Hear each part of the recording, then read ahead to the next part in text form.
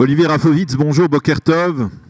Boker Tov, Daniel. Je rappelle que vous êtes colonel de réserve de Tsahal et également très proche de la ministre israélienne de l'intégration, Sofa Landwehr. Alors, nous avons beaucoup de sujets à discuter ensemble ce matin, et le premier, c'est celui c'est le dernier développement de l'actualité qui touche également l'armée israélienne. On ne peut pas ne pas en parler ce matin. C'est la libération d'Elor Azaria après 9 mois de prison, après 2 ans d'un véritable débat au sein de la société israélienne provoqué par l'affaire Elor Azaria. Alors, quelle est votre réflexion ce matin après que Elor Azaria ait été libéré ? D'abord, moi, je suis, je pense, comme tous les Israéliens ce matin, très heureux de sa libération. C'est heureusement une histoire maintenant terminée. Personnellement, je me suis exprimé très souvent à ce sujet-là. Je suis quelqu'un qui n'a pas du tout aimé le fait qu'il ait eu tout ce processus légal et cet emprisonnement long, même s'il y avait eu au départ peut-être un comportement on va dire, pas exactement selon les règles militaires. Cette histoire aurait dû se fermer entre le soldat et ses officiers directs de manière, je dirais, discrète et sans se faire tout ce bruit et toute cette histoire qui a beaucoup touché sa famille, beaucoup fait du mal au-delà de tout cela au soldat Elor Azaria lui-même. Et encore une fois, personnellement, je suis très heureux que cette histoire soit... Et qui a affecté aussi l'armée israélienne, à votre avis ? Écoutez, certainement d'une manière, indirecte sur l'état d'esprit de nombreux soldats qui n'ont pas aimé non plus voir leurs copains, leurs amis de bataillon, leur armée d'armée pris dans cette histoire qui était en quelque part une histoire absurde. Je veux dire, quand on revient au fait, on est dans une guerre contre des terroristes qui poignardent des soldats et des Israéliens pendant des mois et des mois. Il y a ici un attentat, le soldat arrive. Il continuera à dire durant tout son procès qu'il pensait que le terroriste à terre allait faire une attaque avec un couteau, avec une bombe. Enfin, tout cela réuni, ça a fait du mal à Tsahal, ça a jeté un froid dans l'esprit, je veux dire, dans l'état d'esprit des soldats. Mais encore une fois, l'histoire est maintenant, j'espère, derrière nous. Et je suis très heureux ce matin, comme je crois vous et l'êtes aussi, Daniel, qu'elle aurait été libérée de la prison numéro 4 aujourd'hui de Tzrifin, près de Tel Aviv. Alors, nous allons parler de cette actualité brûlante qui, bien entendu, vient du nord du pays, avec les menaces de riposte de la part de l'Iran aux attaques qui ont donc été attribuées aux Israéliens au cours des derniers mois, les attaques contre des cibles, contre des bases militaires iraniennes en Syrie, avec l'attaque contre la base T4, puis l'attaque qui a permis de détruire plus de 200 missiles sophistiqués. Est-ce que vous pensez que l'on va vers une confrontation entre l'Iran et Israël dans ce contexte ? Écoutez, soyons clairs, il y a déjà en fait, de facto, une confrontation entre Israël et l'Iran depuis des années, oui. Par le biais du Hezbollah, par le biais de ce qu'on appelle de proxy, donc d'éléments qui sont utilisés et soutenus par l'Iran contre Israël. Le Hamas, c'est le bras armé de l'Iran dans la bande de Gaza, c'est pas un secret, les gens l'oublient, le monde ne veut pas le voir, mais c'est l'Iran qui est derrière également le djihad islamique, et Israël n'est pas non plus dans cette histoire-là, dans la non-action, dans l'inaction. Donc le conflit entre l'Iran qui veut détruire Israël, qui le déclare ouvertement depuis des années, qui fait des expositions internationales sur l'antisémitisme et sur des caricatures antisémites, qui donne des prix à des dessinateurs qui dessinent des choses horribles contre Israël. Et je vous dis, la dialectique de mort chantée par Khamenei, le guide suprême, je ne sais pas d'ailleurs pourquoi on l'appelle suprême, enfin, en tout cas c'est le nom qu'on lui donne, et les différents présidents iraniens, fait qu'il y a une confrontation. Maintenant, elle est toujours depuis des années dans le déclaratif et dans, je dirais, la guerre secrète. Mais là, on a l'impression Voilà. quelque part que même du côté israélien, on est en train d'attendre une riposte qui semble être devenue presque naturelle, alors que ça peut paraître stupéfiant tout de même, c'est-à-dire de dire presque d'accepter le principe que l'Iran doive riposter à une attaque qui a été attribuée à Israël. Vous avez raison de le mentionner, en tout cas c'est ce que la presse nous donne depuis quelque temps. J'espère que vous avez tort. J'espère que c'est seulement des déclarations de journalistes ou de la presse qui ne sont pas fondées. Mais il est clair que si l'Iran attaque Israël, comme on dit par des missiles sur différentes positions israéliennes, qu'elles soient militaires ou autres, Israël ne pourra pas rester les bras croisés. Alors, certains disent non, il faut les laisser réagir pour que la pression tombe. Je parle de la presse. Je trouve ça absolument ridicule du côté israélien. Il va falloir être extrêmement vigilant dans ces prochains jours. D'ailleurs, il y a deux éléments qui sont aujourd'hui cruciaux, qui sont liés à votre question et également au timing de votre interview avec moi. C'est ce soir à 21h heure israélienne, la déclaration de M. Trump sur oui ou non il quitte l'accord sur le nucléaire. Et ce soir, ensuite, la rencontre entre Poutine et Netanyahou sur tout ce qui se passe. Et quelque part, ces deux éléments-là vont être les éléments clés pour la suite des événements. Et je pense que nous sommes dans une situation extrêmement sensible, comme elle ne l'a jamais été depuis des années. Et encore une fois, il n'y a pas d'état d'alerte en Israël. Il n'y a pas d'instruction précise ou même du tout donnée à la population par rapport à une attaque possible de l'Iran. Pourquoi finalement il n'y a pas de mesures qui sont prises? Est-ce que ça veut dire que ça sous-entend que les Israéliens, l'armée israélienne a les moyens de faire face sans avoir besoin d'effrayer la population? D'abord, c'est possible. Deuxièmement, toute cette situation-là est fondée sur une seule chose, c'est le renseignement. Et vous vous rendez bien compte qu'actuellement, alors que nous nous parlons, les yeux et les oreilles de Tsahal et du Mossad sont fixés vers des objectifs qui peuvent être syriens mais également iraniens, et Hezbollah et tous ceux qui sont dans cette enveloppe-là d'ennemis d'Israël. Et donc nous sommes parfaitement au courant de ce qui se passe, et c'est par rapport à ce qui se passe, à ce que nous recevons comme information, que sont décidées les décisions gouvernementales et du ministère de la Défense par rapport aux instructions à donner ou à prendre du côté de la population civile. Il est clair que en cas d'urgence, les choses changeront du tout à tout, mais pour l'instant, comme vous le savez, il n'y a pas d'instruction particulière. Les gens font tranquillement ce qu'ils ont à faire, et il faut attendre en espérant que les choses iront dans le bon sens et que les choses iront dans le bon sens. Je ne peux pas vous dire plus. En tout cas, d'une certaine manière, cela nous conduit le troisième sujet dont je voudrais qu'on parle ensemble. C'est le 70e anniversaire de l'armée israélienne qui a été célébré hier en grande pompe à Latroun. Finalement, on a le sentiment, et dites-moi si c'est un sentiment exagéré, que l'armée israélienne est devenue aujourd'hui une superpuissance, et que les Iraniens, avec toute la bonne volonté qu'ils ont, avec tous les systèmes de missiles balistiques qu'ils essayent de développer, les tentatives de détenir la bombe atomique, eh bien, ne peuvent pas rivaliser avec une puissance militaire comme l'armée israélienne aujourd'hui? Vous avez tout à fait raison.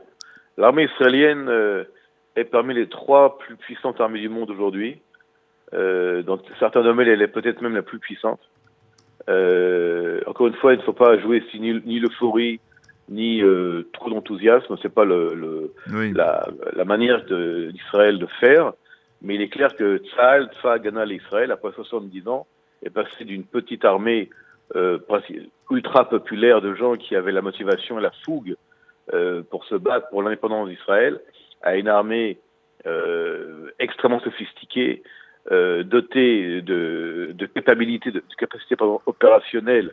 Je parle des sous-marins, par exemple, ou je parle de l'aviation, qui sont, comme l'aviation israélienne, parmi, encore une fois, les 2 ou 3 meilleures armées de l'air du monde, au niveau technique, au niveau pilote, au niveau moyens militaires et armement, et évidemment le renseignement.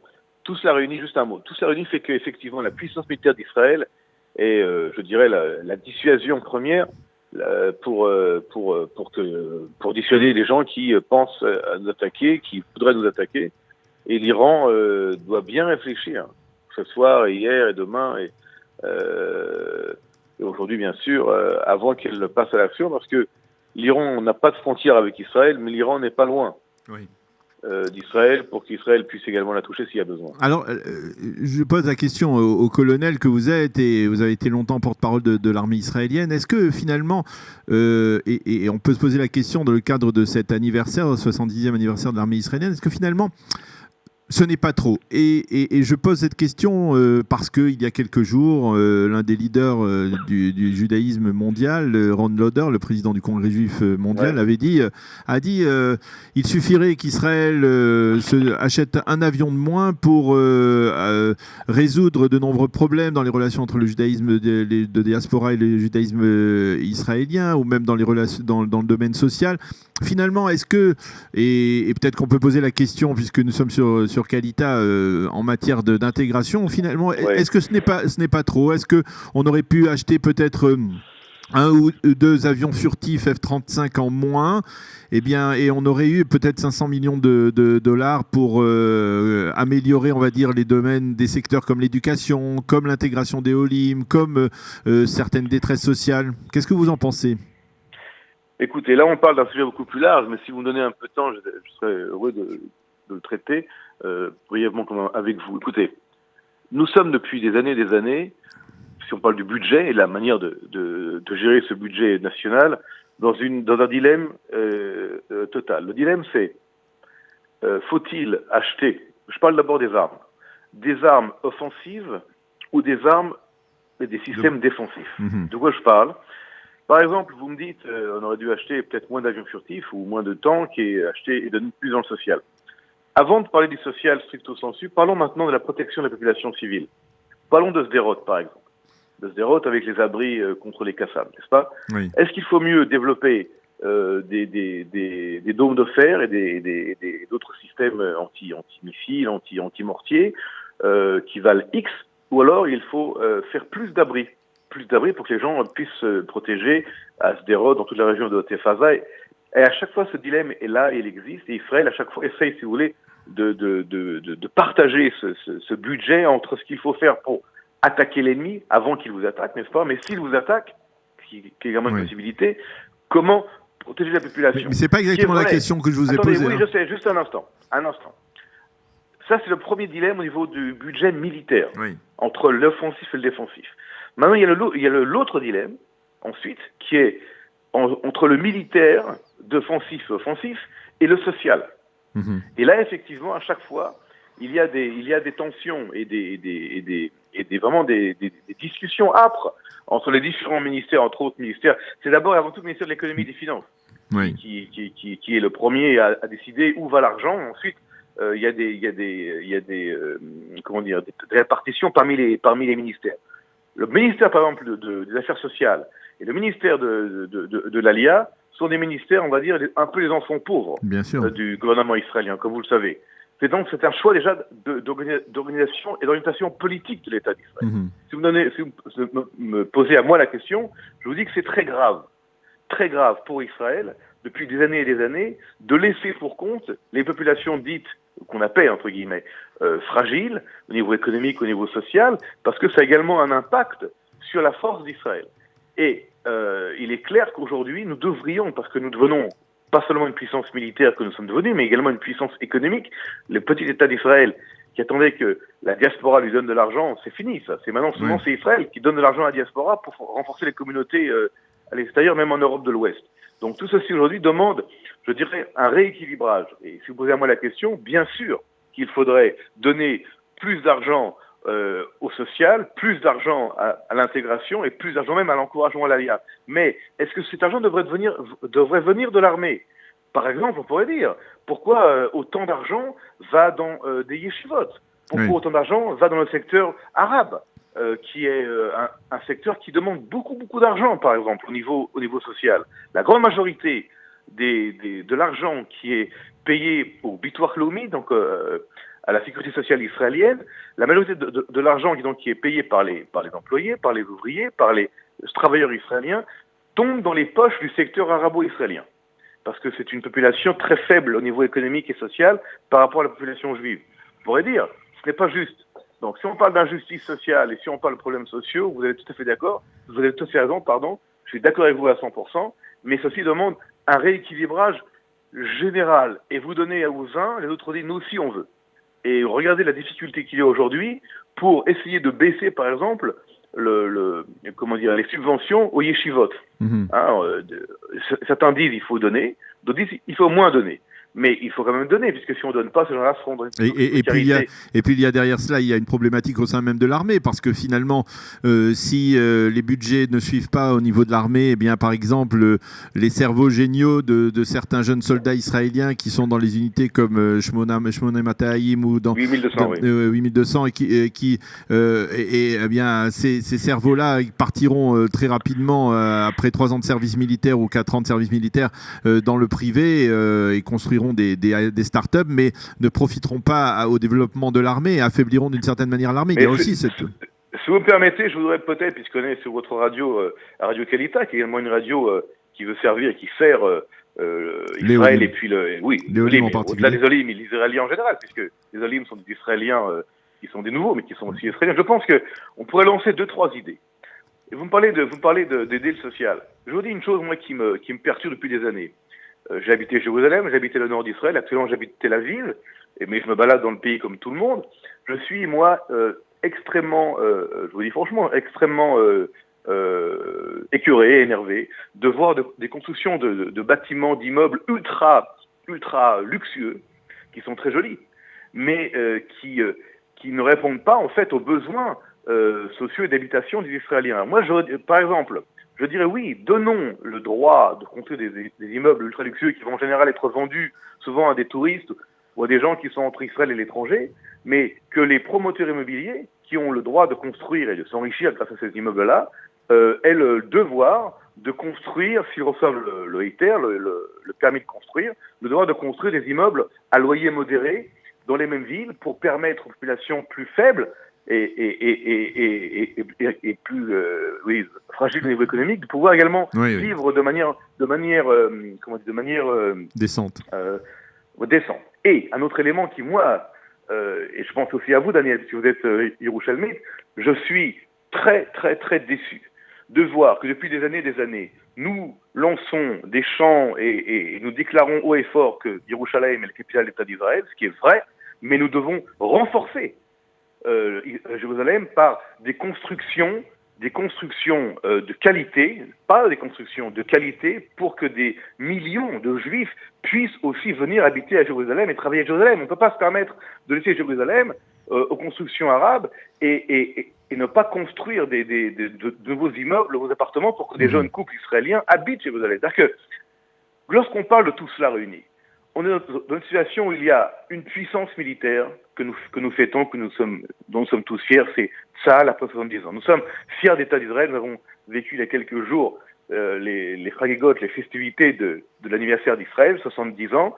Nous sommes tous ici devant ce miracle et nous sommes plus que heureux, il n'y a pas de terme pour le dire, mais je pense qu'au niveau social, puisque c'est votre question au départ, nous devons travailler, parce que voir des Juifs pauvres, qu'ils soient d'ailleurs Olim Khadashim ou pas d'ailleurs, parce qu'il n'y a pas que des Olim Khadashim qui sont en difficulté, il y a aussi des Israéliens qui sont en difficulté. Voir des soldats de Tsahal qui sortent de l'armée après 3 ans, qui ont été des Golani, des Tzanchani, qui ont été des combattants, qui n'ont pas où dormir, qui ont des difficultés économiques, c'est tout à fait inacceptable. De voir des anciens, qui soient des anciens de la Shoah, ou des anciens tout court, qui parlent russe, français, hébreu, allemand, peu importe les langues qu'ils parlent, et qui sont en difficulté, qui n'aient pas assez pour manger. Ce n'est pas normal de voir des hommes et des femmes que je vois à Tel Aviv, mais on le voit aussi dans d'autres villes d'Israël, dormir par terre sur des cartons et demander l'aumône, et que des gens donnent, parfois ne donnent pas, et parfois ils meurent de froid.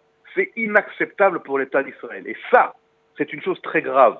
Et encore une fois, les solutions ne sont pas seulement au niveau gouvernemental, elles sont également dans l'esprit général d'une société qui devient puissante, mais qui devient également très capitaliste, parfois trop capitaliste, et qui oublie les hommes, et qui oublie les Juifs.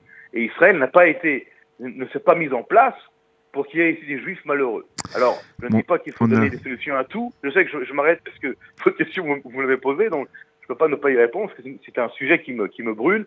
Et il faut beaucoup plus réfléchir et travailler au-delà pour rééquilibrer tout cela, parce que c'est pas normal. Alors, une dernière question, mais alors vraiment en quelques secondes, si vous pouvez me répondre, Olivier.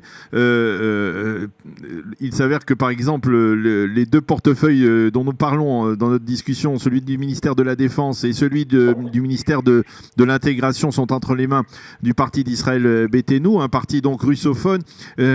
Dans le cas précis, dans ce débat, est-ce que, par exemple, Lieberman, à votre avis, est conscient de la nécessité de réduire un peu le budget de l'armée pour en donner un peu plus au Olim, ou alors finalement c'est perdu d'avance et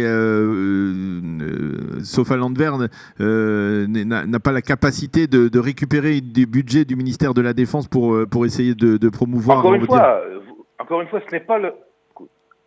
Vous faites une erreur au niveau de l'analyse. Ce n'est pas le ministère de la Défense qui va réduire ses budgets. Aucun ministère ne réduit ses budgets. Celui qui décide, d'abord, c'est le Premier ministre, au niveau de l'orientation générale, puis le ministre de l'économie et des finances. Mais chaque ministère se bat pour avoir plus de budget. Donc aucun ministre lui-même va dire « je veux moins ». Parce que d'abord, il a besoin toujours de plus. Mais la question est de savoir, et vous avez tout à fait raison de le dire, il faudrait que les deux ministères, on va dire, Affaires sociales, qui est un ministère du social en général, et Alia et Klita, soient des ministères qui soient plus renforcés, ou alors qu'il y ait des projets généraux qui proviennent du ministère de l'Habitat. Par exemple, on peut aussi voir que le ministère de l'Habitation, le ministère de l'Affaires médicales, de la Santé, ou d'autres, s'occupent eux plus de ce qu'il faut s'occuper. Vous comprenez ce que je veux dire? C'est que après qui fait quoi, on a bien compris. Je crois qu'on a bien compris. Voilà. On a bien compris, Olivier. En tout cas, c'était très intéressant de parler de ça et de faire cette relation justement juste un mot. On est vraiment très en retard. Une phrase. Allez. Une phrase. D'abord, on est aujourd'hui le 8 mai. Le 8 mai, c'était l'anniversaire de la libération de la guerre contre les nazis. Mais ce que je voudrais vous dire, c'est que j'entends, et comme je ne suis pas le seul, des critiques de manière générale sur l'Alliance de France qui n'est pas suffisamment soutenue et suffisamment gérée comme il le faudrait. Il y a beaucoup à faire, mais il y a beaucoup à faire en mieux pour toutes les alliances. Vous savez que chaque camp, les Éthiopiens pensent qu'on ne fait pas assez pour eux. Les Français pensent qu'on ne fait pas assez pour eux. Les Russes, naturellement, nous on est préoccupés par l'alliance des Français, c'est logique. Ce que je veux dire par là, c'est que, je sais, mais il faut aussi réfléchir ensemble. Il faut aussi réfléchir ensemble. Et moi, je suis, encore une fois, comme vous, depuis des dizaines d'années en Israël. Nous avons également, vous et moi, été, on s'en rappelle très bien, Daniel, des Olim Khadashim à la même époque. Et ça n'a jamais été facile à aucune époque. Mais je crois que c'est très important de grouper les intérêts, de grouper les forces, parce que nous devenons très rapidement des citoyens israéliens et chacun peut... Et c'est pas ça pour rire ni pour vendre de la poudre aux yeux. C'est justement ce qu'a fait par exemple Kalita, puisque Kalita essaye et a réussi à rassembler, on va dire, l'ensemble des organisations sous son, on va dire, ses auspices, l'ensemble des organisations qui s'occupent d'Alia. Mais finalement, on voit qu'il y a toujours des difficultés à obtenir gain de cause en matière de lutte. Dans l'équivalence des diplômes, c'est toujours très laborieux. Il y a toujours mais enfin, c'est pas facile, Olivier. La question est de savoir, Daniel, est-ce que c'est mieux aujourd'hui qu'il y a 30 ans ou 40 ans au niveau de l'Alliance de France?